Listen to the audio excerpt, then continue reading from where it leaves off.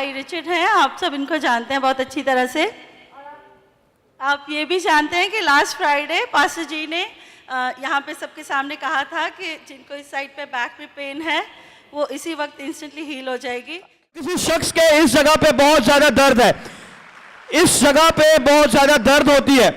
आप गौर से देखें, इस जगह पे बहुत ज्यादा दर्द है। मैं किसी को बुलाऊंगा नहीं, लेकिन मैं आपसे गुजारिश करूंगा, जिस किसी को भी इस जगह पे दर्द है अपने हाथ को रखे, यीशु आपको छू के अभी शिफा देगा।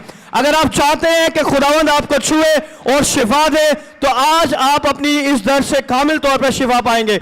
ये जगह आप देख लें कि इस जगह पे जिसको भी दर्द है, खुदावंद आज अभी इसी वक्त आपको छू के शिफा देगा, क्योंकि खुदावंद बादशाहों का बादशाह, कादिर मुतलक खुदा है, शिफा देने वाला खुदा है। तो ये मेरे भाई हैं जो बैक की पेन में मुब्तला थे, खुदावंद ने इनको छू के कामिल तौर पे शिफा दी है। जोरदार तालियां बजाएं, यीशु के नाम को जलाल दें। Thank you, Lord. अगर आपने ताली बजानी है तो यीशु के लिए ताली बजाएं। जितना आप यीशु के नाम को जलाल देंगे, उतनी कसरत से खुदावंद का पाखरू यहाँ पे कसरत से काम करेगा।